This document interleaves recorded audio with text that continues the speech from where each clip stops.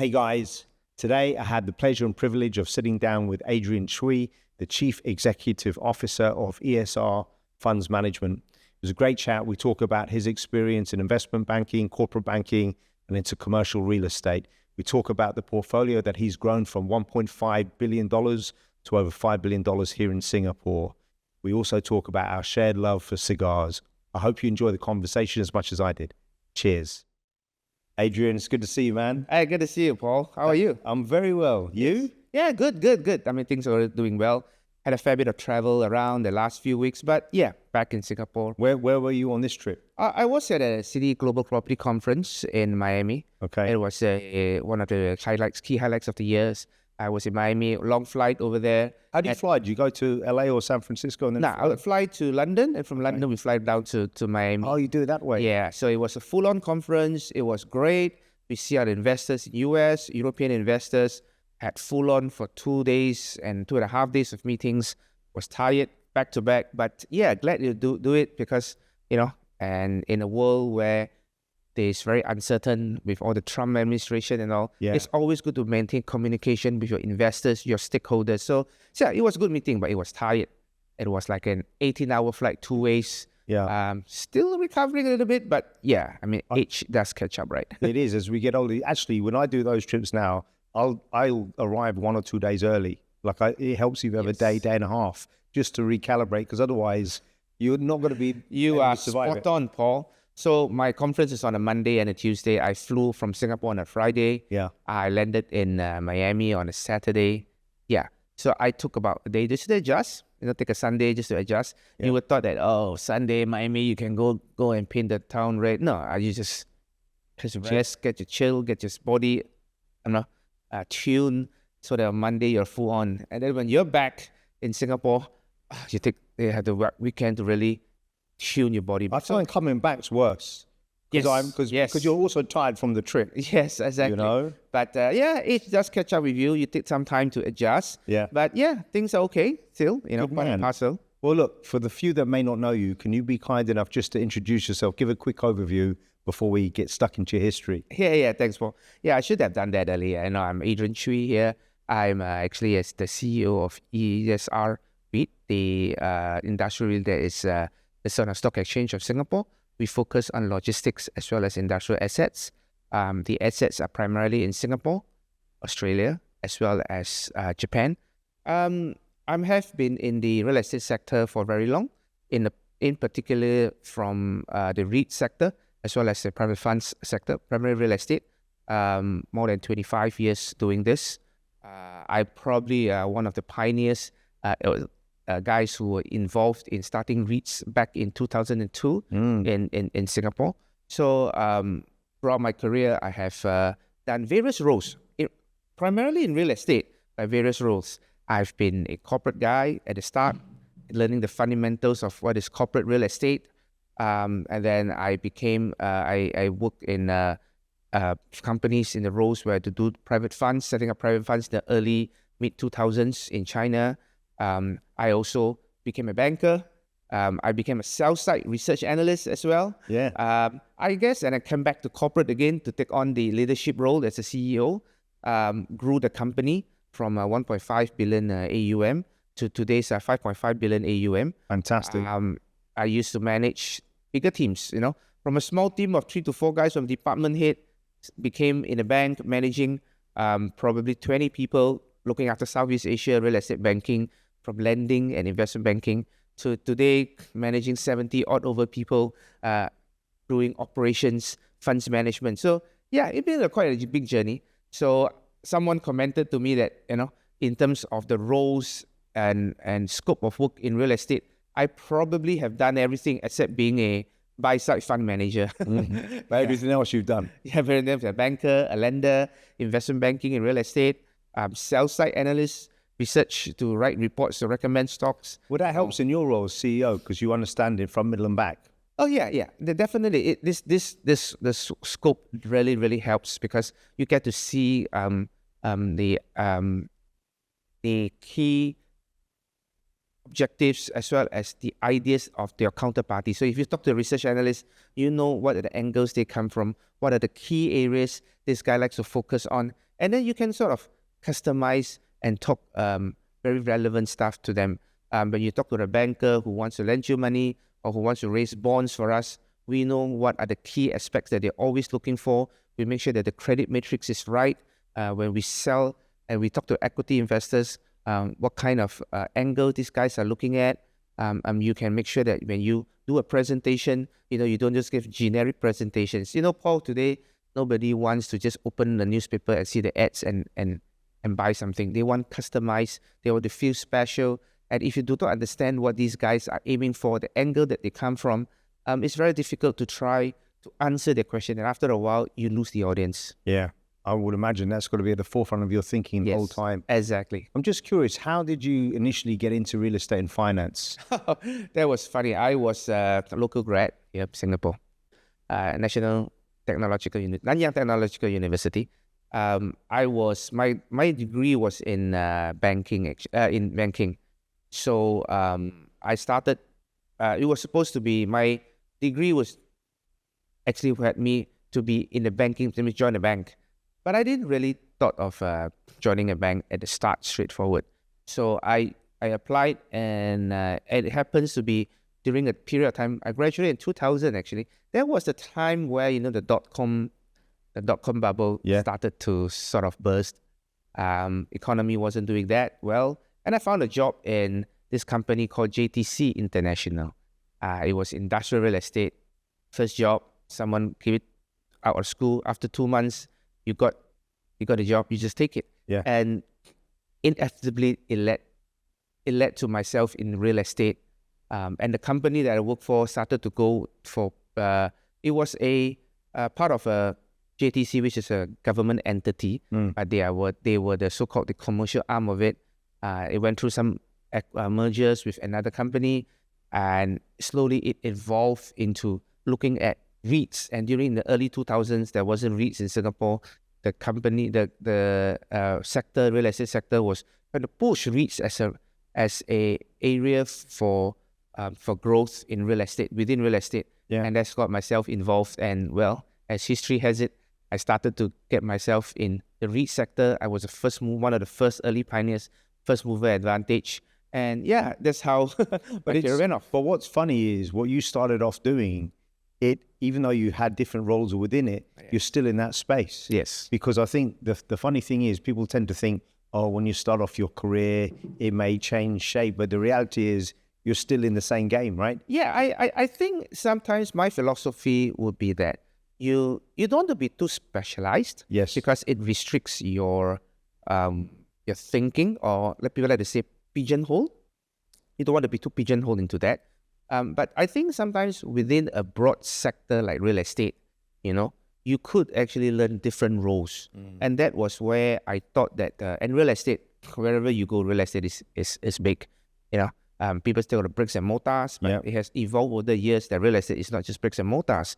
You have building technologies, how you customize to your customers and the tenants' business needs, because they do change. But you like it or not, we all need a roof over our head, whether from your own residential, your own home to stay, or for business. You still need the physical bricks and mortars. So my view is that from a career perspective, you don't need to pigeonhole yourself. But if you choose a sector that has relevance in today's world, or generally it has to be for what commoners' needs are, you can play yourself different roles in that. I think that gives you the flexibility to do that.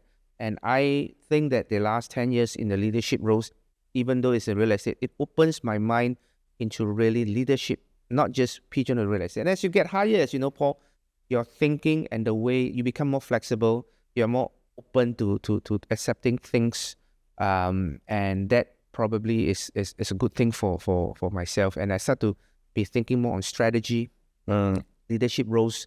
Sometimes when you talk about peers, fellow C-suites, we are, even though we're in different sector, but you tend to be able to appreciate each other, because even though we're in a different sector, it can be in tech, it can be in commodities, it can be real estate, but we all as leaders face similar issues. For sure. And that is what I think as a leadership position, it was useful for me. So after that, was your next move to a bank? Yes. So from a corporate, I spent some time to be a sell-side analyst, Okay. writing research reports. But I thought that was not something that was interesting. It was useful to learn how the sell side works, how the research analysts and the traders recommend stocks to fund managers, how different fund managers thinks and looks at a certain company. Everybody have different views, different ideas of what makes money. So that was great to know. I spent close to about 2 years there. Was a sell-side analyst with Morgan Stanley, Singapore, covering REITs as well as property companies. How was that going from, a Singaporean government business to a very dynamic US bank? Yeah, that was a big jump. Trust me. I mean, Paul, this is a very big jump because in a quasi-government link, or today they call it Temasek link company, you tend to have things that are more structured. I would say things are more structured. You have your OB markers thereabout.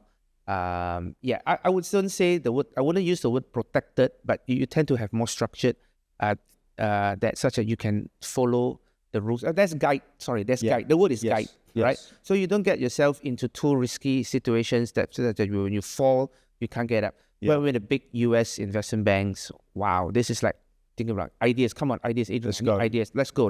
Yeah. Everyone is very motivated. Everyone, I wouldn't say is an alpha male, but you don't need to.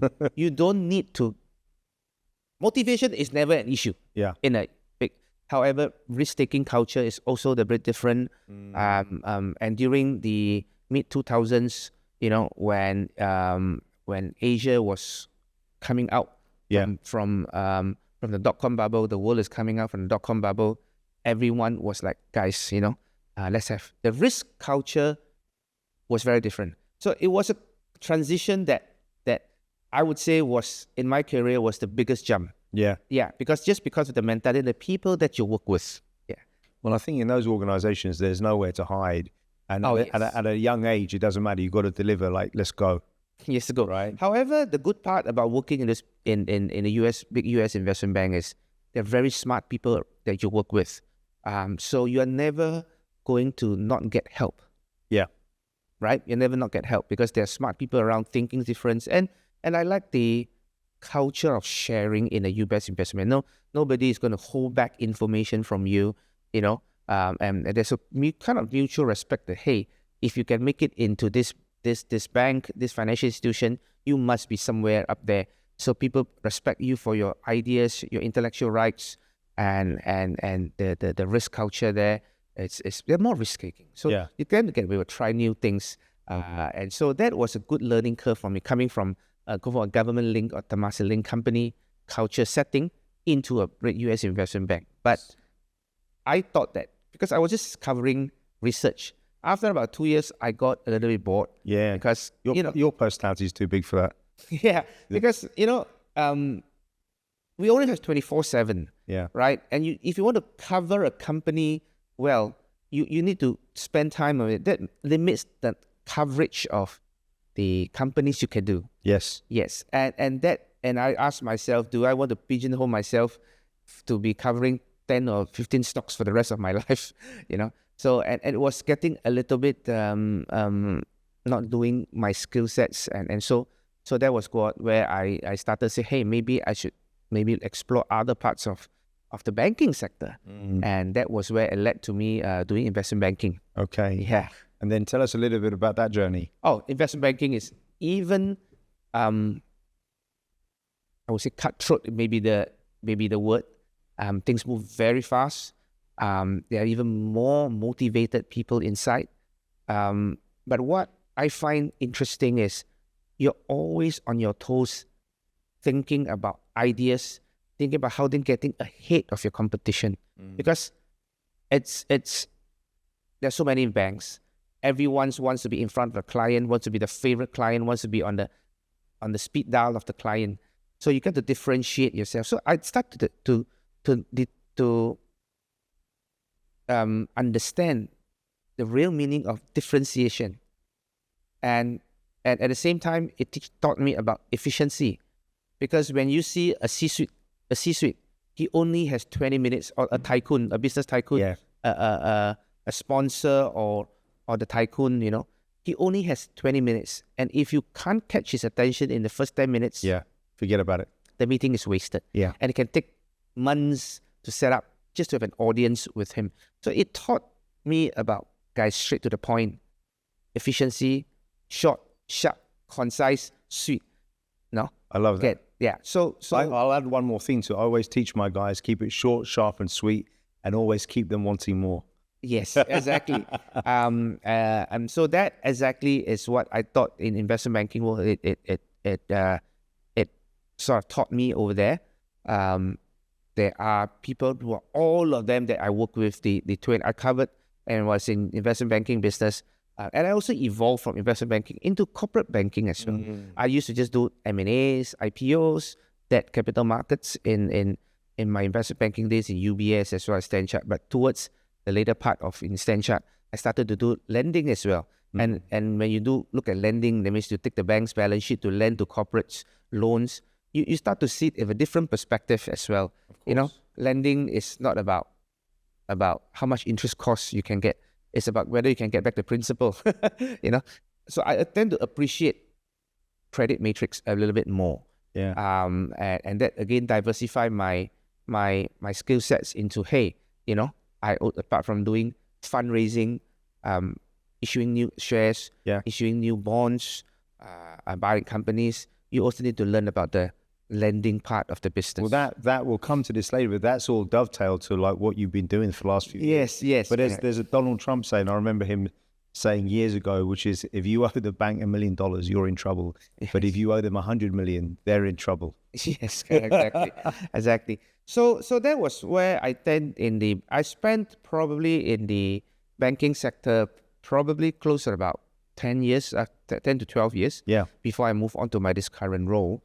How was that transition like, moving from, you know, investment banking to your new role? I think it's a different challenge. You know, one major difference that you see in investment banking and in the corporate, I would say, I just use banking and corporate as a both, is actually is the culture as well as the people that you work with. I realized that whether you're in banking or in the corporate world, it's all about people's business. Yes. I think in banking, the good part is they teach you to be concise, straight, because you only can grab the attention of your clients. You only have 20 minutes of your client's attention. You need to deliver that message. That trains you to think that business aspect. Yes. Short, sharp, sweet, and now today I learned from you, so that always, they want more. Always, more. so that they want to get back more. Yeah. That was a good aspect. The good aspect of the people that you work with is they are alpha males. They are self-motivated. They always want more. Yeah. How do you manage that, by the way? Because I remember reading Alex Ferguson's book where he was saying he's managing a bunch of these alpha males, you know, young multimillionaires, and how you manage them is different from managing other people. Yes. I think the key is that you need to know at what stage these young bankers are at. Yeah. Right? When they are an analyst, associate, all the energy is there. Whatever you throw the thing to them, they will do it. But when you start to become a senior associate or a VP, they want to have a little bit more the ability to lead a team. Yeah. So they don't want you to be telling them step 1 to step 10, because they have gone through step 1 and step 10. Yeah. So you got to leave them to tell them, hey, you're now a VP. You need to lead the teams. I need to give you space to lead the team, to train your own team and have them. Yeah. And then when the guys are on the verge of being an MD, that's where you say, hey, dude, now you got to be aware of P&L. All right, because you want to be an MD, from a director to be an MD, you need to be responsible for P&L. You need to cultivate your own relationships. So what I do is those relationships with clients that I have, I start to pass it to him. And by passing it to him, I don't have to spend with to then look for more new clients. Yeah. So it's the circle of life, right? So you need to let the people see that the pie can get bigger, because in a investment banking world, you don't have a cast of thousands. I mean, headcount is precious. Yeah. You probably have, if you are able to have 5 to 10 member team, I think you're very lucky. Yeah. But you need to have that pie to grow. But the constant challenge is always keeping these people motivated. And then there's a down cycle. That's where I think people keeping them motivated. Now, in the corporate world, It's different. In the corporate world, you manage everything. Human resource, IT, the business part, and you work with people from all walks of life. You know, I'm not saying that the people who in the corporate world are less smart than the people in the banking world. No. But I think in the corporate world, you tend to see people with different objectives, motivational level, and it links a lot to the stage of the life that they are in.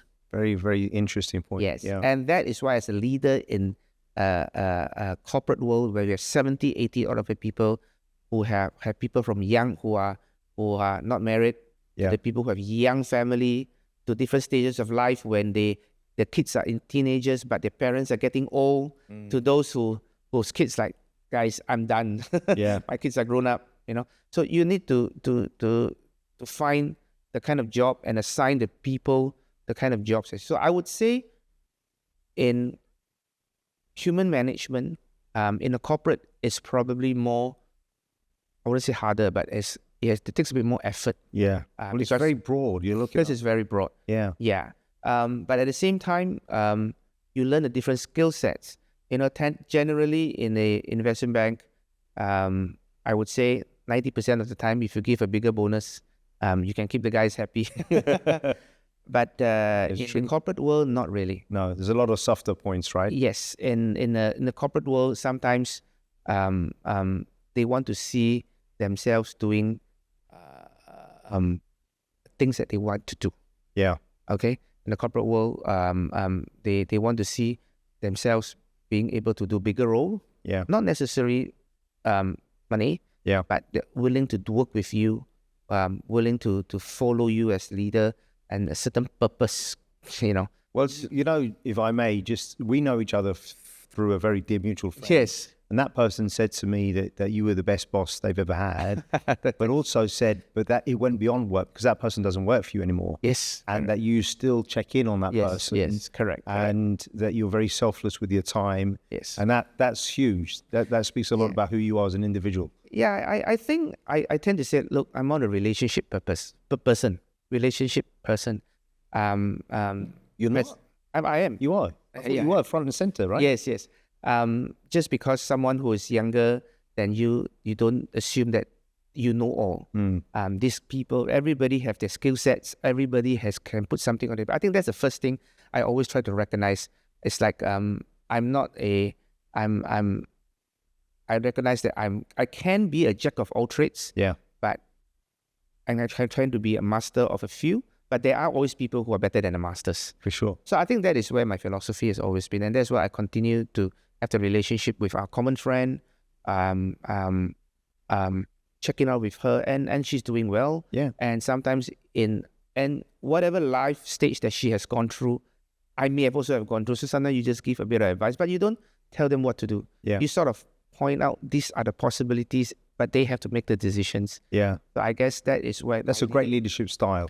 Because you're sharing knowledge and wisdom. You're not telling someone to do something. I think one of the important, I get good satisfaction is when I see a staff whom I've worked with. They may be late 20s, early 30s, good staff.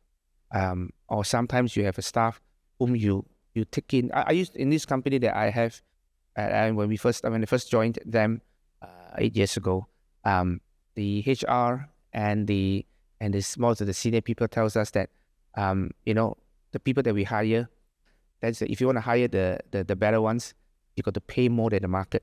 And generally it's not the top guys of the branded your peers or your branded competitors who will join you. It's probably the second or third tier. Yeah. But they would want, because they had the brand name, they want to have. So you have to pay more for those people that you want. Yeah. And then for staff who wants to join the so-called brand name, some of them got to take a pay cut. But I think over the years, I have found that a lot of our staff, they were, after a certain period of time, we found that our staff were being poached. And then you have headhunters calling us, say, oh, we have a few guys, maybe you want to look at this candidate, potential candidate. You may not have opening, but look at that. Because we found out that they were the ones who asked them to send Are you serious? So we start to talk to HR. Hey, I think we are going somewhere, and then you have and I always tell my staff, I'm selfish leader. If you come to me and say, hey boss, I have an offer. Yeah. My first question to you, are you living for the money or you're living for a bigger role? Yeah. And if I can't offer that role for you, I actually will gladly facilitate you so that we all leave on a good note. I always think that whether staff comes or goes, you need to have that that connection. Yeah. And I try to make a point that from time to time, check in with them. Yeah. And it gives satisfaction when you meet them at conferences or you meet them at industry event, they still come to you and call you boss. Yeah. So I think it's very meaningful, right? It's meaningful. And you, because a lot of people aren't giving, right? I mean, I understand business is war for a lot of us, but at the end of the day, we all have our families to go back to. Yes. Most of us, we've had different jobs. We've moved up the ranks. Yes. I love that. And I think the culture, and I try to create a culture, and I've seen the extreme side of investment banking where it's all about dollars and cents. Yeah, dog eat dog world. Yes, a dog eat dog world, exactly like what you said. I've also seen companies and certain government-linked companies whereby they were structured and they look after the staff pretty well.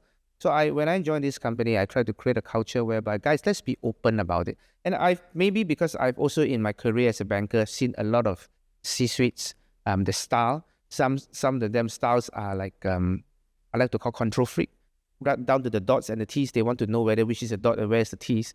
To some who actually let the staff delegate to the staff, trust them, and so over time I try to create a culture whereby, hey, I will, depending on how senior you are, I will give you your OB markers, and within that OB markers, you can make the decisions. Because I always believe that a person who wants to move up, they must, number one, make decisions. Number two, lead a team. Yeah. If you have not led a 10-member team or a 20-member team, don't try to kid yourself that you can lead a 100 team member. Yeah. So I always have that, and I always say that if you decide to give the person a promotion to be a manager or a senior manager, and his person has 10 years of experience, you got to trust that you got to trust the guy. Yeah. And that is where I try to create that culture that, you need to make this. And if you make the wrong decision or things goes pear-shaped in a way. Yeah. My philosophy in my company is, guys, don't go witch hunting. Yeah. Solve the problem first. You solve the problem, and then after that, you come back and say, actually, so what happened now? And if the guy says, guys, sorry, I pressed the wrong button. It was genuine manager. You tell the guy, all right, fine. I think you have seen how detrimental or how much resources we get to do to recover. Yeah. Just not just you, but a lot of other departments. So let's be conscious that we don't do this anymore. I'm not saying a forgiving culture, but it's more don't step on the guy. Yeah. All right. Don't go witch hunting. Yeah. But if this guy repeats a number of times, then the problem is with this person. Then it's not with the process and the system. For sure. So I think that culture has served us pretty well. Well, there's an interesting management philosophy whereby, if someone makes a mistake, of course, it depends how big it is, but let's just say it's a fair mistake, and let's just pretend it's a $50,000 problem. Do you fire that person? Well, the point is if you fire that person, you have lost that $50,000. But if you said, well, that's a $50,000 lesson, we don't want someone else to benefit from that. Yes. Do you know what I mean? Yes. And I also think it lets your people know whether or not you support them. Right? Yes, you're right. The rest of you. You're absolutely right. If you hang the guy, the last thing you want to do always is two things. Either you hang the guy out to dry, or you throw him under the bus. Yeah. Once you have that, and it does spread, and then it becomes a plague, and it then starts to spread around the company. Yeah. And once it does that, then your staff will not be open with you. Yeah. Right. I mean, as a leader, I tend to try to think that you need to first understand that you don't know everything. There'll be someone who is better at it. The HR guy will be better at you in managing difficult situations, or rock staff, or someone who, and if company doesn't do well, you need to do downsizing exercise. These HR guys know what to do, how to manage the sentiments well. Yeah. And you got to lean into their expertise, right? Correct. The investment guys has their network to check around to see whether your counterparty is real or not. You have clients who comes to you to say, "Oh, I want to buy your properties," or potential buyers come to buy your properties, and then my capital markets guys who have their networks in the bankers and all say, "Hey, I think this guy don't really well funded when he's just trying he's trying his luck, and all this." So I mean, you need to have that. Yeah. I'm very curious, when you first set up in this business as the CEO and you were looking to grow the business, what was your vision? And in the last few years, has that vision evolved and changed as the business has? Yes. I think when I first took over this vehicle that time, it was a vehicle that's about 1.5 billion. It was, I would say that the assets that were in the business were old, dated. Okay.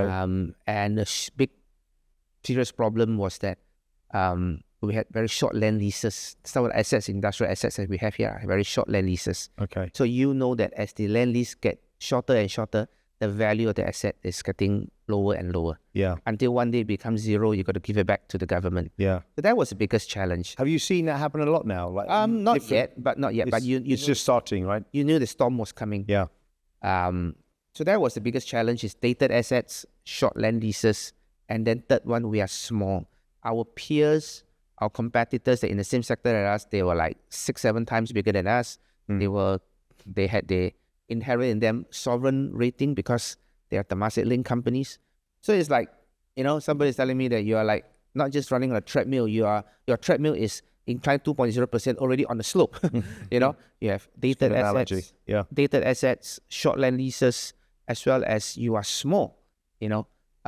So that was the challenge that we had. But we told ourselves, okay, we need to put a few plans, right? First thing, you need to bulk up. I mean, if you're it's just like you try to go for a competition, right? A taekwondo competition or what. If you don't bulk up, size matters. If you don't bulk up, you always lose to the guy who is like 2 heads taller than you. Yeah. So the first thing we need to do is, okay, we bulk up. So we did a series of M&As. The jury is out whether the M&A works or not. I mean, some people say it works, some people say it don't. And we have mixed results, don't get me wrong. I'm not saying that. But there will be some kind of suffering because the objective is very simple. If you don't do anything, yes, you're going to lose all the values and you'll be consolidated. You'll be obsolete anyway. If you try to do something, there is a chance that you could, you give yourself a chance. You give yourself hope. You need some critical mass. Correct. We have done that a few years, a series of M&A, mixed results. And then we start to realize, okay, now the second part is, so you get yourself a bigger size already. And then the second one then will be, okay, now how do you change the dated assets and the short land lease? So we start to rejuvenate our portfolio. But in between, we were all hit by COVID. Yeah. It set us back by about 1.5 years, where nobody's going to buy anything, nobody's going to sell anything. So that set us back about 1.5 years to 2 years, whereby you can't really rejuvenate. It's only back in 2023, 2022 that we started back, okay, guys, this is the second part of that strategy. You need to rejuvenate. You need to sell off the shorter land lease assets, use the money and reinvest in freehold overseas assets. Yeah. So the portfolio initially was domestic? It was all domestic. Okay. And then over the years... It was industrial logistics assets in Singapore. Okay. Dated and industrial land leases in Singapore are very short, actually 30 years only. Oh, is it 30? I thought it was 50 or 30. No, it used to be 60 to 20 years ago, and now last 10 years is all about 10, 15 years, about 30 years. So that is the problem you see, Paul. Yeah. So it's very difficult to predict beyond that. It's so short. Exactly, right? So, and the value starts coming down. Yeah. So the key then for the board and us, the strategy was, hey, these are the 3 problems: dated assets, short land leases, these are the 2 key problems. So you need to make sure that first thing, get yourself, be a bigger boy from a small boy, become a teenager. Yeah. So we probably have gone at. And now you need to rejuvenate. So all the dated assets that you cannot redevelop, that you cannot do asset enhancement, sell them. The short land lease asset that's left 20 years, 15 years, just sell them. Because you know that you keep there, your money is going to, your value is going to come down because the lens gets shorter and shorter. I'm just curious, sorry to interrupt you. So what's your process like? Do you like take out a big piece of paper and say, right, these are all the properties, and you do that data analysis, Exactly. and you've got to put, it's not an emotional decision. You're going to say, look, this is times out, we've got to get rid of this. Exactly. So you're going to sit down with the team and put down and say, okay, let's ask ourselves, right? This is what the 30 assets or 40 assets that we have. What do we think? Do you think that there's an ability to do asset enhancements? Are there any way that you can build one more floor? Can you do a major asset enhancements whereby the space become relevant? Now, having a space, an industrial space and office space can be different. An industrial space is used by people who run the business. Technology changes, manufacturing technology changes. So what you think is the state of the art industrial building today, 20 years down, it may be obsolete. Yeah. So we like to say the life cycle of an industrial property is much shorter than an office. Yeah. All right. And the wear and tear of industrial manufacturing is much phenomenal. Yeah. It's much higher than a office. So we sit down with the team, we look at the price and say, okay, let's not have too emotional about that. I know this asset was bought by you, this asset manager look after it for the last 10 years. Yeah. It'll be, real estate is emotional. Yes. It's less like ourselves. You want to sell a house that has been a matrimonial home. Yeah. You stay before the kids, all the memories inside. You find that. So let's cut the emotion out of it. Yeah. And then we tell ourselves, okay, we put them in different buckets. Which are the one that what we like to call crown jewels? Which are the ones we can have a chance to do asset enhancements and value add? Those in a bunch whereby, look, no matter what you do, you just can't add value to it. So we package them, we sell, we do asset enhancements. So the second stage of it that's what we did in 2023, when it started.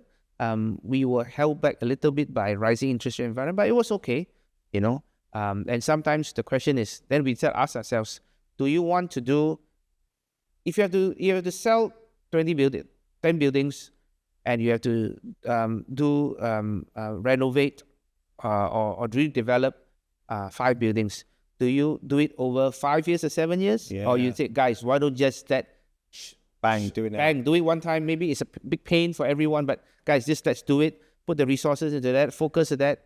Yeah, so we decided to do this way. You're going to do it anyway. Try not to drag the pain for too long.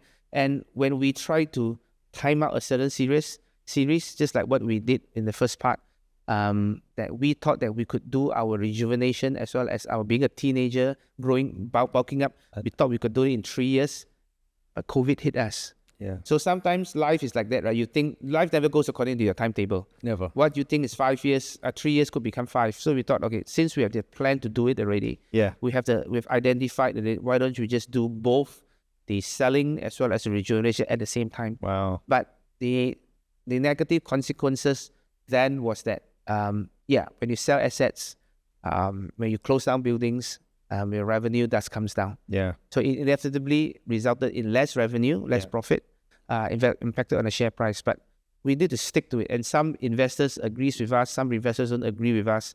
And we just be open. We tell the investors this is what we are going to do. Yeah. Because this is what the issue.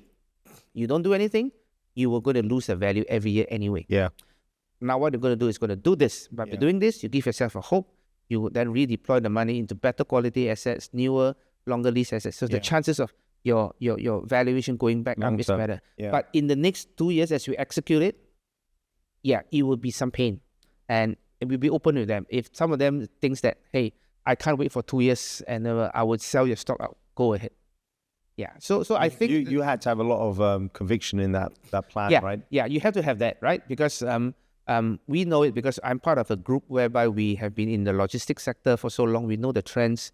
We know where are the people that are shifting, and then as you execute the 2 years, geopolitics, how no one knows that Trump will come back, But we still execute our plans. Sometimes you adjust a little bit here and there, but you don't totally abandon the whole strategy. Which countries were you looking at to start buying in? Yeah, so we were very focused. We are a REIT, so we were very focused on making sure that REIT. What's the purpose of REIT? REIT is about stable income, not too much risk, core assets, which means that you need to focus on developed countries. So we were started off with Singapore. So the developed countries in Asia, and in Asia, we have two philosophy. First thing, it will be in developed countries so that you can still provide stable returns and all. Second one is we want to be in footprint countries where our sponsor, the ESR group, actually already has operations. You don't want to go into a country whereby you got to set up operations from scratch. That would mean timing. And you want to leverage on your sponsor's network, the people that's already on the ground to start the work. So that is why naturally, to fulfill these two criteria, Australia and Japan are the two natural countries that you do that. So that is why we expanded in Australia and in Japan. All our assets in Australia and Japan are looked after by our colleagues. Real estate is like that. If you don't have your own people to look after, you're not going to get the best. Forget about it. Yeah, you're not going to bet. I don't think it's forget about it. You don't get the best value out of that. So that's why our philosophy today has served us. Our feel is that. And it's still industrial and commercial. Oh, that's the DNA of the business, right? That's DNA, yeah. What are the industry trends that you're seeing, the biggest trends that are shaping real estate and the investment landscape now here in Southeast Asia? Well, I can only share a bit about where my knowledge is, expertise in, which is more logistics. I feel that with Trump's policies, all this tariffs that's going on, business people, especially manufacturers, are rethinking their supply chain. Yeah. You ask my frank opinion, Trump 1.0 was the first time there was a big disruption of New World Order. He basically threw the traditional playbook out of the window. And you have the China-US trade tensions. We thought that when Trump 1.0 was gone, it should go back to the old tradition. No, it didn't. Under Biden, it actually became even more intense. Now Trump 2.0 is back. I think it now affected more other countries. I mean, his traditional trading partners like Mexico and Canada. The story from what you see in CNN and all this Bloomberg's. I think people are starting to think about supply chain, and we are of the view that Southeast Asia will benefit. We still think there is, but you still need to see ultimately how will he then impose other tariffs on Southeast Asian countries, because it can be a zero-sum game. And if the benefits of manufacturers change of supply chain comes to Southeast Asia, then Singapore will always benefit because of rule of law, of where we are. And that's where we are quite excited. In fact, in the business, I can share that the last 3 months or so, since Trump has won the elections in November, we are starting to see queries from manufacturers about space needs. Now, it doesn't mean that he has converted to more space to be leased by us, but that they are asking for a reason, right? They get it ready just in case. And we think that, yes, it's just in case. We think that ultimately it depends, right? If you have a tariff on country X that Trump blurts out in his Truth Social that it will be 40%, you try to see where it lands. If it is going to be 40%, these guys will shift in because, use Singapore as a proxy, shifting so that you can, I would say, avoid the tariffs, but at a lower tax regime. But if it's from 40%, ultimately it becomes 10%, these guys will stay there because 10% is just a business cost increase. So I think, but there are people who are looking at, and we are seeing that as well. Yeah. How do you balance risk and opportunity as an investor? I've always thinks that how I run a business is always calculated risk. All right. I think we need to first understand, both on the board as well as for ourselves as business people, that we are in the business of managing risk. Yes. We go back to our professors in university will tell you risk returns. If you want zero risk, just be ready to accept zero returns and vice versa. So I think it comes back to what is first your business model. If your business model is about core assets, core business, returns of 6 to 8%, 6 to 10% with cash yielding, giving you accounting for half to 60% of your total returns. Then then you need to then say whatever business investment decision you make, does that risk commensurate the kind of returns you're looking at? The answer is yes. Then you try to identify what can go wrong. We always have this philosophy is that if you can cover 80% of your risk, I think the upside will come. Now, what another question is, what about that 20%? Because the other 20% can bankrupt you as a company. It's true. Then the question is asking yourself, if this thing happens, what should I do? Do I have advisors who can go to? Do I have people who knows this? I mean, what we like to call scenario planning. I mean, you write the board paper, the investment paper, you cannot write. There are 100 scenarios. Yeah. Right? I mean, I always tell my guys, right, when they write the board papers or investment paper to me is, I mean, you can put a few scenarios that you believe are possibly to happen. I want to see what is your reaction. But it doesn't mean that these scenarios will always happen. But that going through that exercise tells us that, guys, we won't be stuck basically we won't be a wide idea when the flashlights start to shine in your face. Interesting. So that's how we look at risk. You can do your scenario planning. The key always is, and I believe that senior board of directors or people who are in the business for long enough always look at how management will react to a situation. Will they throw the keys to you and ask the board, can you solve it for me? Or they will tell you, this is what we went through, this is what we think. Yeah, the decision ultimately that you do, it might not be correct.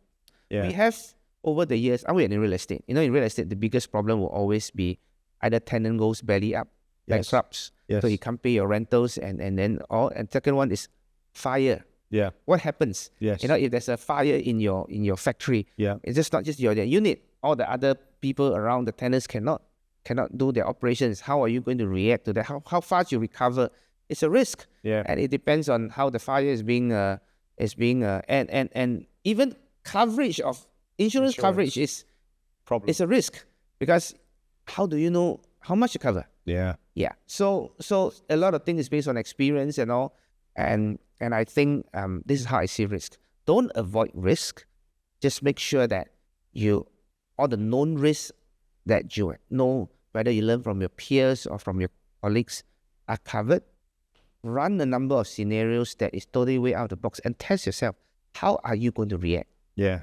Test yourself. I love that. I think that's the key to managing risk. And if you think that you can manage that, I think the upside will come.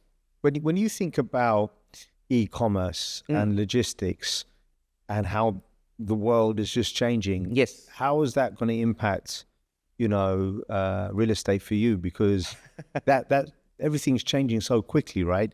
So you're having to anticipate things in very short distances. Correct. I am of the view that since COVID, the way we produce goods, the way we deliver goods, and the way we consume goods have changed. E-commerce as well as, in my view, logistics has become the backbone of the whole economy. Yes. Because of the way you produce, the way you deliver, and the way you consume goods. And this is where I think we as a company will stand to gain in what we call that change in circular trends. I'm sure you have experienced it at home. For us, our parent generation or our generation is when you're hungry, just walk across the road or go down, drive it out or walk 50 meters out, to the coffee shop, have a meal, and we're back. Today, my kids have said, "Hey, Dad, can I go for some food from Grab or Uber Eats?" Yeah. It's totally different. Totally different. So I always tell people, you go to a mall. Today, if you want to go and buy a gym shirt from Lululemon, they don't have a lot of stock. Yeah. They have, the shop is there, but in the end, the final product, if there's a size there, that's good luck to you. You're lucky, right? Yes. But if you don't have it, they're delivered to your house. And you look at the delivery, it can be from the Hong Kong warehouse. Yeah. So I think this is where logistics has us. And then And I also tell, then it comes, this is consumption, then comes the production. Because of COVID, people start to see that, hey, ports can close. Yes. So the thinking behind manufacturers today, and then now after COVID, the thinking behind manufacturers used to be JIT, just in time manufacturing, has become JIC, just in case manufacturing. So you need to have some warehouses to produce, especially in countries like Singapore. You don't produce everything from start to finish product. You need to have spare parts coming in, and if you do the value and you're out, which means that you need logistics to be, ports to be open, logistics to be key. So, and because of COVID and things ports can close, you need warehouses to store the raw materials and the finished product as well. So, and now, just in case, manufacturing has become even more meaningful because you have the Trump's policies of terrorist trade wars.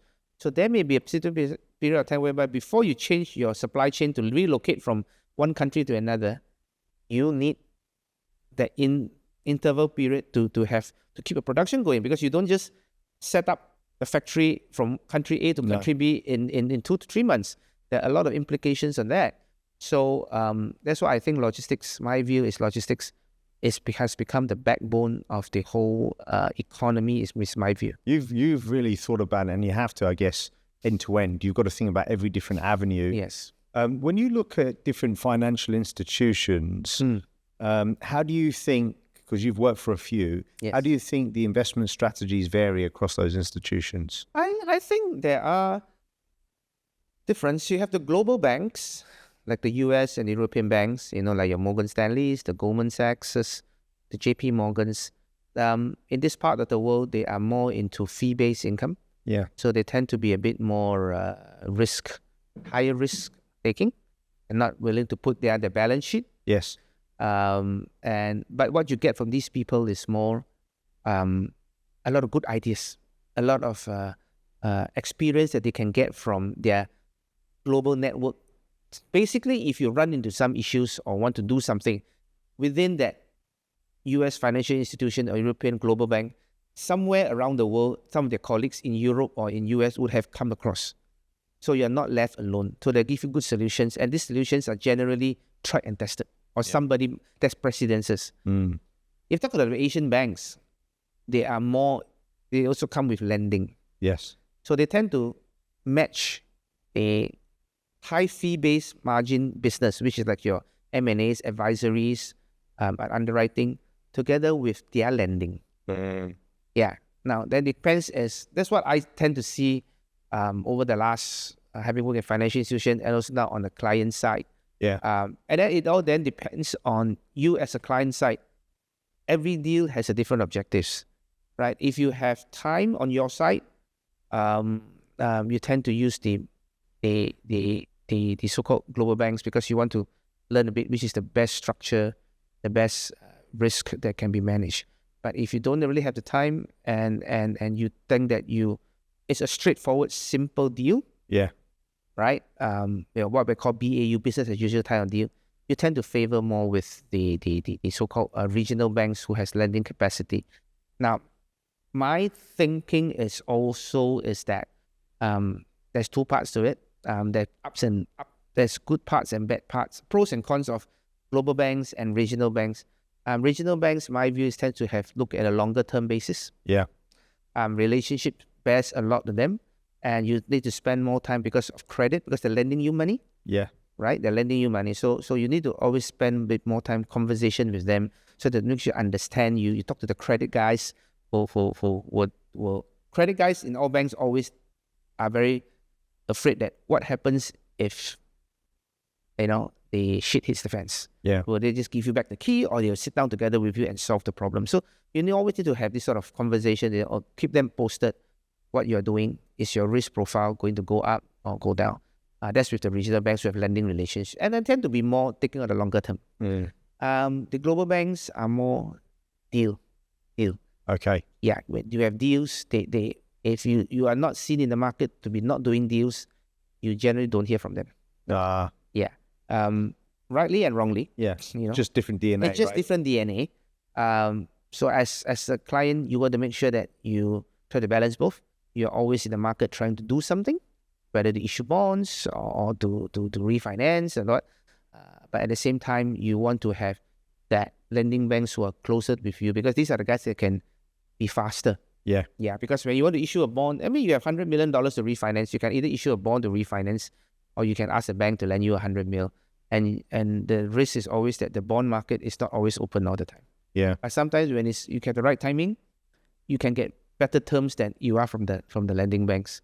So I think it's really, at the end of the day, I would like to say, as a CEO, whether from a business, from human resource, from everything, you're just juggling the balls. Yeah. It's like 5 to 6 balls up in the air All the time. and you just have to keep your look at it. And the only way that you could do is that when you juggle the balls, some of the balls, if you can have someone who is your right-hand person, or a few guys who are your senior manager who can take.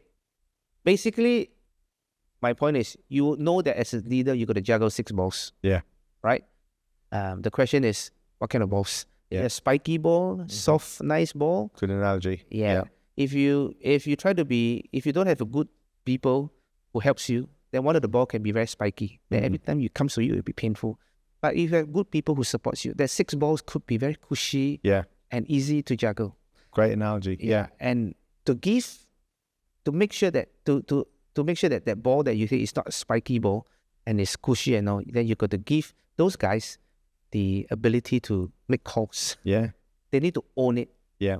That ownership is really important. Yes. Then they have the passion for it, and then they'll make sure that when I pass the ball to the boss, it is not a spiky ball. Yeah. So and constantly, and then one day, and you must also realize that one day, this guy who is your right-hand person may able to move to another one. Yeah. But it's okay with them. Yeah. Then that's where you're going to start to say, hey, what about the people that's next to him? You know, they got to come up.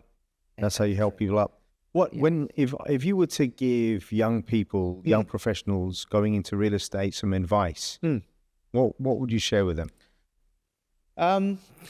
If you're fresh out of school, right? Yeah. Just do everything. Yeah. Roll your sleeves up, get stuck in. Yes. I have philosophy when I started my first 5 years. I have 2 philosophy. The first philosophy is I don't go home before my boss. And if I have to go home first before my boss, I ask my boss, anything that you have for me. Yeah. Because that tells people that you're motivated. Yeah. And anything that the boss asks you to do, you don't know, you just tell it, I'll do it first. Yeah. But I'll go and find out. Yeah. I love that. Yeah. People who are in the after 5-6 years or 5 to 10 years experience, I think you got to start to think that, all right, am I learning more in this company, or should I be going out? And it is fair for people to think of that. And I think sometimes bosses and leaders need to understand that we were once in their shoes. Yeah. All right. If they want to learn more, and it's not a bad thing for people to sometimes go out and they learn more and then they come back. I have worked with people who left me. Yeah. Went 2-3 years, came back and joined me, and they became better person. Now, some people, they say, oh, the 2-3 years because you can't survive outside. I can tell you seriously, those people who can't survive outside and come back to you, these 2-3 years, they learn more because they failed. Yeah. I always believe that it's through failures that you learn resilience, and then 100%. you come out with the thinking of trying to think of the alternatives.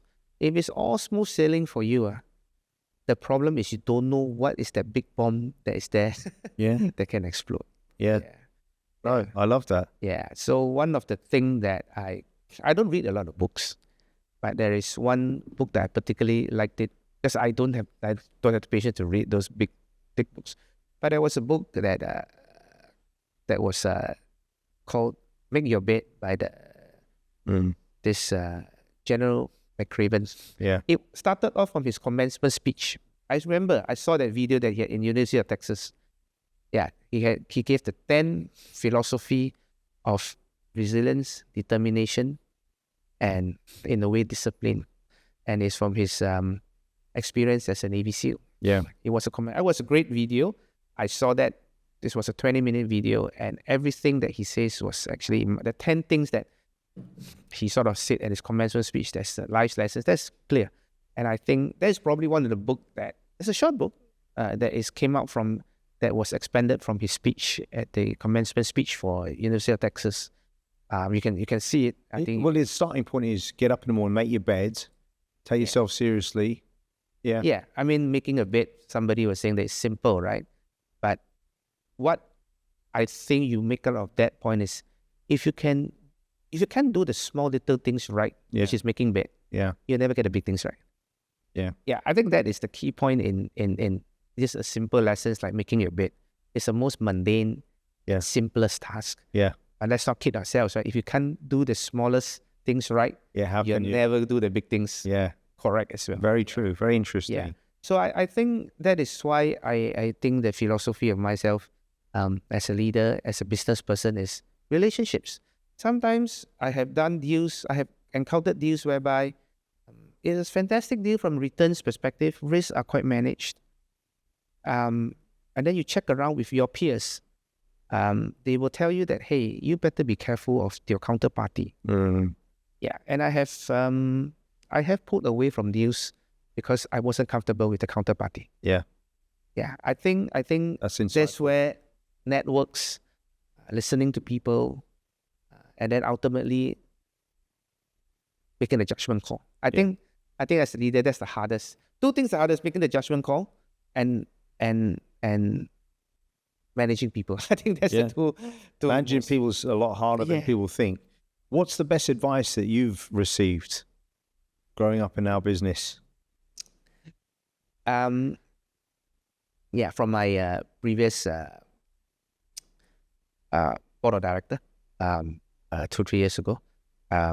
His advice to me is, I think the important part is people in this business. If you can get the right people who follows you, who sees your point, and you can make them see that they are valuable to you.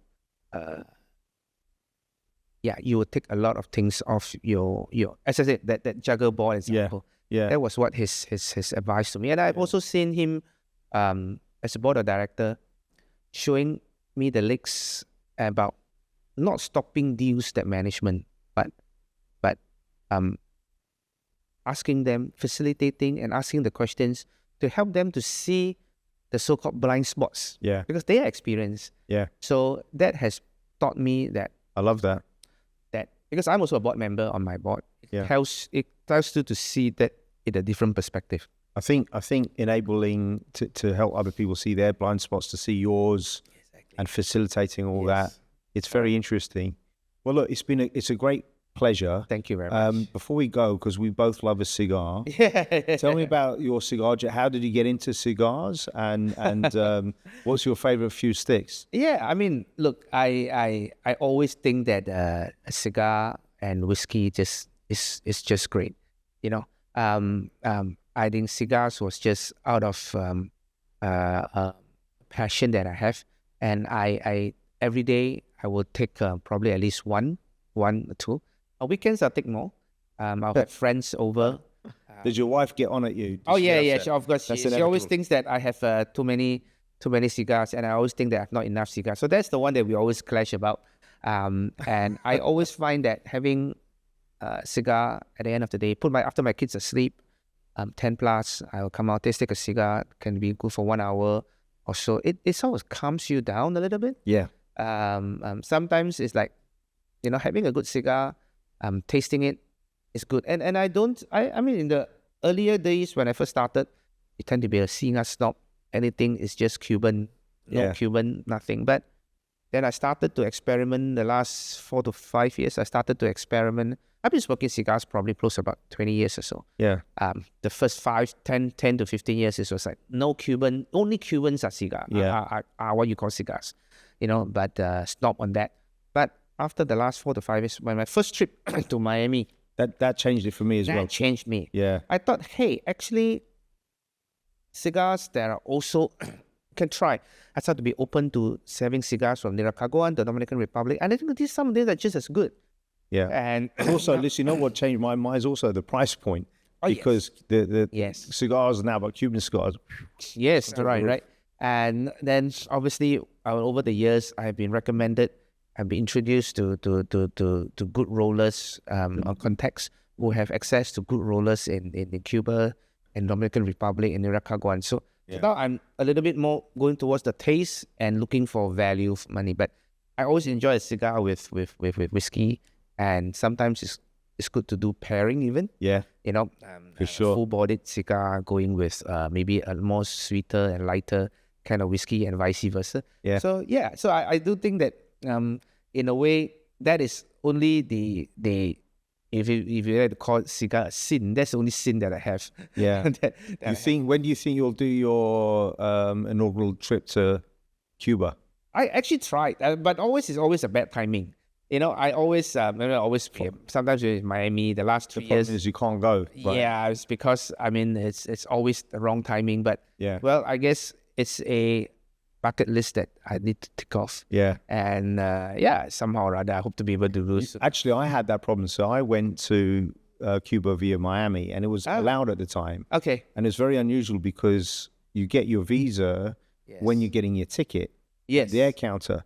And that was all fine. Got in there, and they were very particular. I had a drone with me. Okay. And they wouldn't let me through for 2.5 hours. It was a little bit scary because I didn't know what. And Mike Tyson saved me because I had a magazine with Mike Tyson on it, and the guy saw it, and we were talking a little bit. I said I was a big boxing fan, and but it was a real adventure. Cuba's amazing.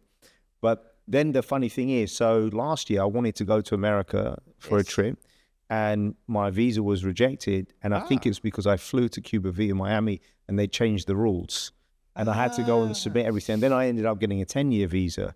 So these things you need to be careful about because, you know. So what I've learned about having a cigar, and I don't do it for this reason, but let's just say I'm taking you out and you're a new client, or I'm trying to work with you for the first time. By having a cigar, it's a commitment of time. Yes. As you said, 45 minutes to an hour. Correct. It changes the whole body language. Oh, yes. You know, and then an atmosphere, right? It just, just relax. Yes. And then enjoy. Yes. So if you could have a cigar with anyone, past and present, who would it be? Well, I would think that Lee Kuan Yew. Okay, I like it. Right? I think I always, maybe people of my generations, I always say that I had an interesting conversation with someone when I was in New Zealand 2 years ago, having a holiday, my family. So we had a driver. Where are you, South Island? Yes, South Island. So he was say, "Oh, it's Singapore. That's good." They say, your famous person is Lee Kuan Yew. So I said, "Wow, okay." So I had a conversation, and they say, "You guys, we hope in New Zealand we always have a good government official like him, prime minister like him. New Zealand will do well." I don't disagree with him, but I told him that I'm the generation in Singapore that benefited the most from his policies. Yeah.